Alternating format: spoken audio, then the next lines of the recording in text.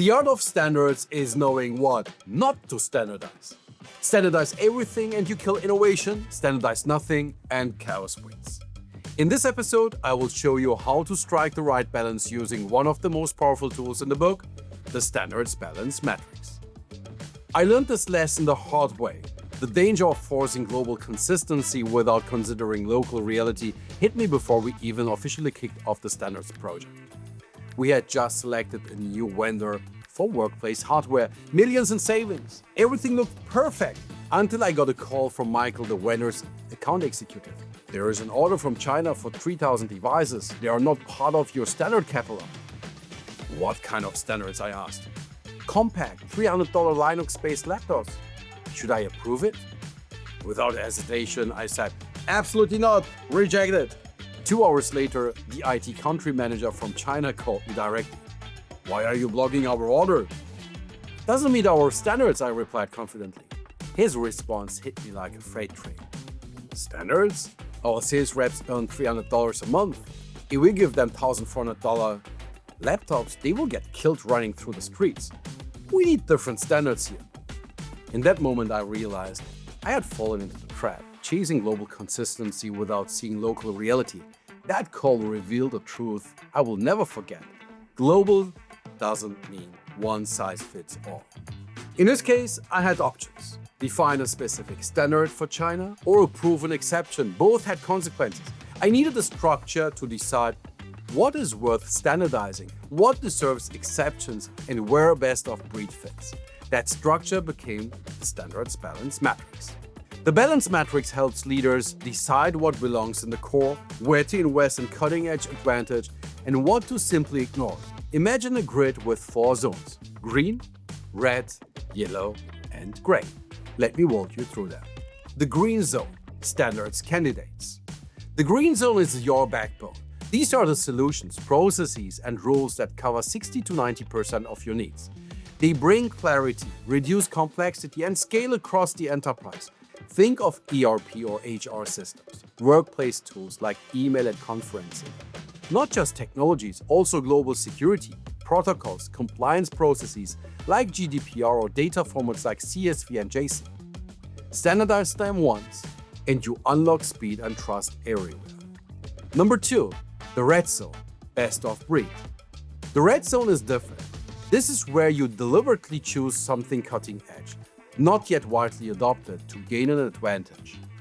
These are not market standards and they're expensive. A bleeding edge AI platform, a novel blockchain protocol, a unique encryption approach. They demand specialist skills, custom integration, and often put you outside the industry's comfort zone. That's why the red zone should be rare.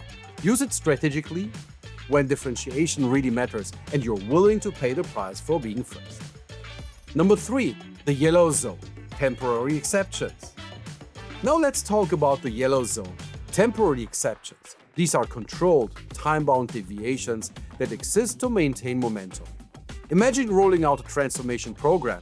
To keep moving, you approve cheaper laptops in one country or allow a finance leader to keep their BI tool during transition. But here's the rule. Every temporary exception must have an exit plan. If you don't set an end date, it won't stay temporary. It becomes the new norm and you lose control of your standards. An exception is exactly that, a controlled time-bound deviation from an established standard approved to address a specific business need or regulatory requirement and governed by clear criteria. Number 4, the gray zone, out of scope. This is the trap. This is where organizations waste energy debating things that don't matter. A team's favorite whiteboarding app, a local office's memo template, a workflow used by only a few. These sit below the line of value. They don't move the business forward. Standardizing them wastes precious time and leadership focus. The smart move is just to ignore them. That's the balance matrix. Green is your foundation. Red is your rare strategic bet.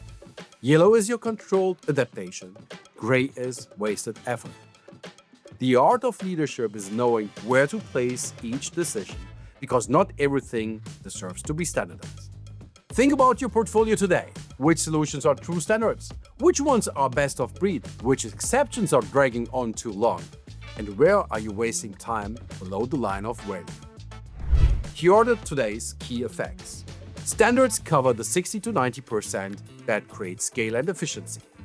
Best of breed should be rare, used only where differentiation truly matters.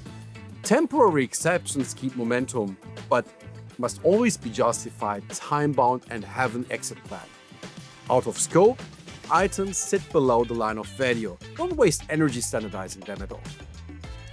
To make this actionable, I have prepared the Standards Balance Matrix as a one-page checklist. It shows you exactly how to classify decisions into standards, best of breed, exceptions, or out of scope. Scan the QR code, download it, and use it in your next leadership meeting to cut through debate and create alignment. In the next episode of the Standards Effect, we will zoom in on the anatomy of a standard itself. Because even if you pick the right things to standardize, most standards fail simply because they are badly designed. I will show you the 4 vital parts every standard needs to succeed. Set the standard, shape your future.